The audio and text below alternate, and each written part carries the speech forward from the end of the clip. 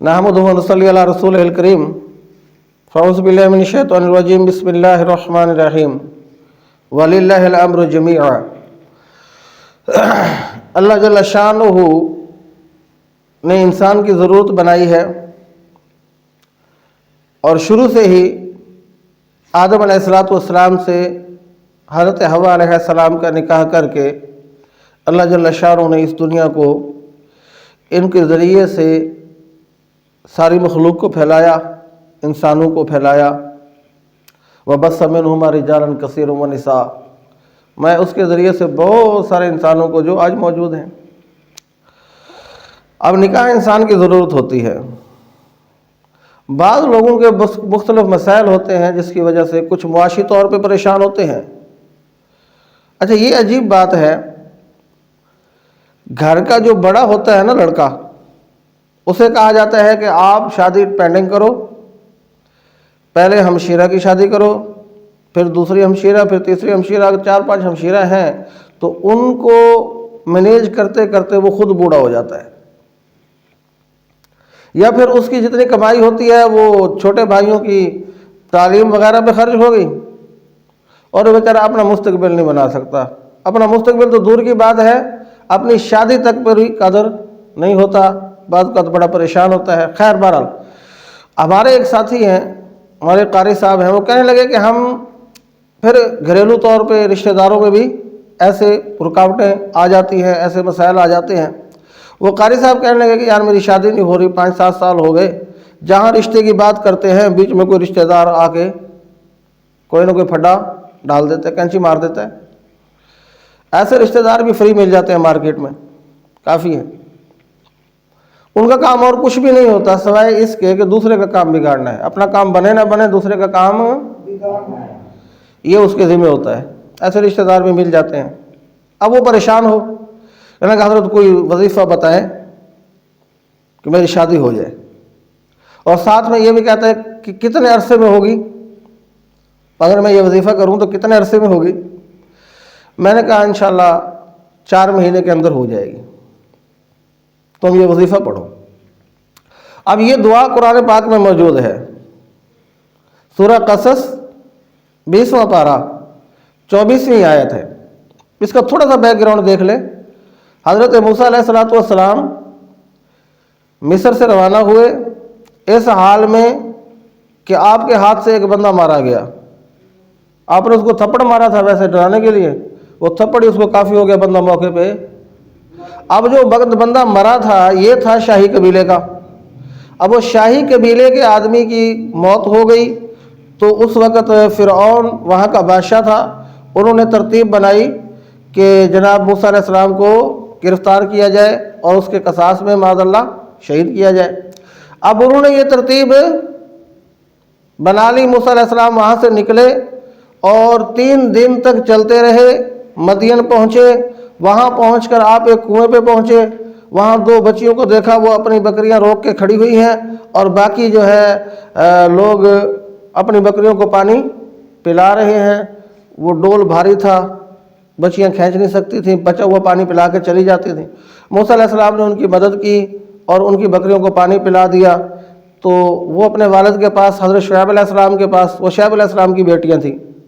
शुएब अलैहिस्सलाम बहुत बूढ़े हो गए थे, अबूना शैखुन कबीर। उन्होंने वजह भी यही बताई थी कि अगर बाप बहुत बूढ़ा हो जाए और बेटे ना हो तो बच्चियों को ज़रूरत के तहत घर से निकलना जायज़ है, लेकिन पूरे पर्दे के साथ।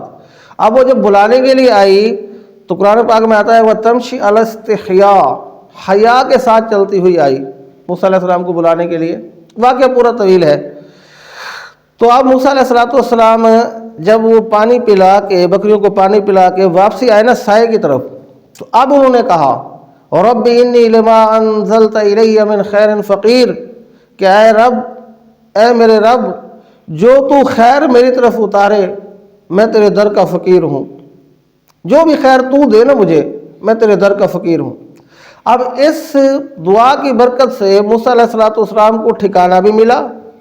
हज़रत शुएब अलैहिस्सलाम ने अपनी एक बच्ची का निकाह भी उनके साथ कर दिया, तो बीवी भी मिल गई और बकरियां भी मिल गईं। 8 या 10 साल इन 2 मुद्दतों में से किसी एक मुद्दत ان کی بکریاں چرانے کے مہر پر حضرت موسیٰ علیہ السلام کا نکاح ہو گیا، تو آپ نے اکثر مفسرین نے لکھا کہ آپ نے 10 سال تک بکریاں چرائی۔ تو اللہ جل شانہ نے یہ ساری نعمتیں، فرعون سے نجات بھی دے دی، ٹھکانہ بھی مل گیا، گھر بھی مل گیا، اور بیوی بھی اللہ پاک نے بکریاں بھی دے دیں، اور اللہ جل شانہ نے اپنی نعمتیں تمام کر دیں اس دعا کی برکت سے۔ تو اب یہ دعا ہے، جو آدمی ارجنٹ شناختی کارڈ بنوانے جاتے ہیں تو کہتے ہیں نارمل ہے یہ ارجنٹ، تو اگر ارجنٹ شادی کرنا چاہتا ہے تو اس دعا کی ایک ایک تسبیح صبح و شام پڑھے، اول آخر درود شریف پڑھے، رب انی لما انزلت الی من خیر فقیر، کچھ بھی وقت نہیں لگتا، 10 منٹ لگتے ہیں زیادہ سے زیادہ، اگر شادی کرانے میں مخلص ہوگا تو، شادی کرانے میں مخلص ہوگا تو تبھی پڑھے گا نا، اگر وہ نیت ہوگی تو شادی کرے گا نا۔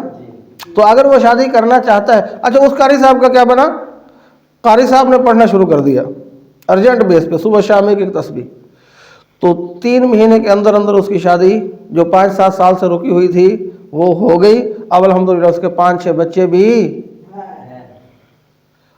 تو ابھی میں ایک دفعہ بتا رہا تھا ایسے بیٹھے ہوئے، تو ایک ساتھی میرے قریب آیا، ایسے کان میں کہتا دوسری شادی کے لیے بھی یہی وظیفہ ہے، پہلی تو ہو گئی ہے اب دوسری کے لیے بھی یہی وظیفہ ہے۔ میں نے کہا دوسری کے لیے بھی یہی ہے، تیسری کے لیے بھی یہی، چوتھی کے لیے بھی یہی ہے، جتنی شادیاں کرنی ہیں آپ وظیفہ پڑھتے جائیں، انشاءاللہ اللہ پاک اتنی ہی شادیاں کروا دے۔ اور پھر چونکہ اللہ سے خیر مانگ رہا ہے تو اللہ پاک خیر ہی دے گا، یہ بھی ذہن میں رکھیں۔ صرف شادی کرانا مقصود نہیں ہوتا، شادی کرانے کے بعد کتنے لوگ ہیں جو ذلیل ہو رہے ہیں، کتنے لوگ ہیں جو پریشان ہیں، گھر جاتے ہیں تو وہاں دل نہیں لگتا، اور ہر وقت کی گھر میں جھگڑا ہے، فساد ہے۔ جب خیر مانگ رہے ہو تو پھر ملے گی بھی کیا، خیر، پھر خیر ملے گی، اللہ صالح بیوی دے گا، نیک بیوی دے گا، خدمت گزار بیوی دے گا، پھر اللہ جل شانہ اولاد بھی نیک بنا دے، کیونکہ آپ نے اللہ سے کیا مانگی ہے، رب انی لما انزلت الی من خیر فقیر، رب انی لما انزلت الی من خیر فقیر۔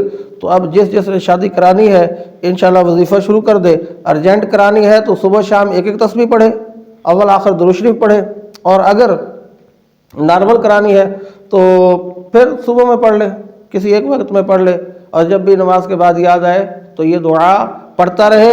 اچھا جس نیت سے پڑھتا رہے گا اللہ پاک وہ نیت بھی پوری کر دیں گے، کیونکہ خیر ہی مانگ رہے ہیں نا اللہ تعالیٰ سے، تو اللہ پاک خیر ہی عطا فرمائیں گے۔ اب شادی کی نیت سے جس نے پڑھنی ہے پڑھے، انشاءاللہ العزیز 4 مہینے کے اندر اندر شادی ہو جائے گی۔ جس کی ہو جائے وہ مجھے خط لکھ کے بتا دے کہ 4 مہینے کے اندر شادی ہو گئی ہے، تو پڑھتے ہیں انشاءاللہ، پڑھو گے، پڑھو گے بھائی، تو انشاءاللہ اللہ تعالیٰ شادی بھی کرا دیں گے۔ اللہ تعالیٰ عمل کی نماز کی پابندی کی جائے، کیونکہ نماز تو مسلمان پہ فرض ہے، نماز پڑھے گا تب اگلی چیز کا فائدہ ہوگا، کیونکہ جو آدمی ڈیوٹی نہیں دیتا اس کو بونس کیا ملے گا، جو ڈیوٹی ہی نہیں دے رہا اور کہتا جی بونس چاہیے۔ اور پھر دیکھو قرآن کے وظائف سب سے اعلیٰ ہوتے ہیں۔ مفتی عبدالرشید صاحب رحمۃ اللہ علیہ، مفتی رشید احمد صاحب رحمۃ اللہ علیہ فرمایا کرتے تھے، ایک آدمی میرے پاس آیا، مجھے کہنے لگا حضرت فلاں مسئلہ ہے، اس کے لیے کوئی وظیفہ بتائیں۔ میں نے قرآن پاک کی ایک آیت بتا دی، وہ کہنے لگا جی قرآن تو ٹھیک ہے، سچ ہے، حق ہے، لیکن کچھ سینے سے دیں۔ یہ عجیب بات ہے، سینے سے کوئی نئی چیز نکلتی ہے، نہ قرآن نہ حدیث، اب سینے سے دیں۔ حضرت فرمایا بھائی سینے میں تو بلغم ہے، وہ نکال دوں؟ بھائی سینے سے کیا دیں؟ اللہ نے قرآن دے دیا ہے، حضور نے اپنا فرمان دے دیا ہے، قرآن حدیث ہمارے پاس ہے، قرآن و سنت کا سارا یہ ساری چیز ہمارے پاس ہے، اتنا بہترین نسخہ موجود ہے، اب کہتے ہیں سینے سے دو۔ بھئی یہ سینے کے اندر بھی قرآن ہی ہونا چاہیے، اور وظیفے بھی قرآن کے ہی سب سے اعلیٰ ہے، لیکن اللہ تعالیٰ سے ڈرتے ہوئے، نماز پڑھتے ہوئے، اللہ سے مانگتے ہوئے، جب یہ دعا انشاءاللہ پڑھیں گے صبح شام 100 مرتبہ، اللہ جل شانہ غیب سے انتظامات فرما کے آپ کے حلال نکاح کا اللہ جل شانہ راستہ کھول دیں گے۔ تو کریں گے سارے انشاءاللہ؟ نہیں سارے تو کریں نہ کریں، جو شادی کرانا چاہتا ہے وہ کرے، ٹھیک ہے، جو بھی کرنا چاہتا ہے وہ اس پہ عمل کرے، انشاءاللہ ہو جائے گا۔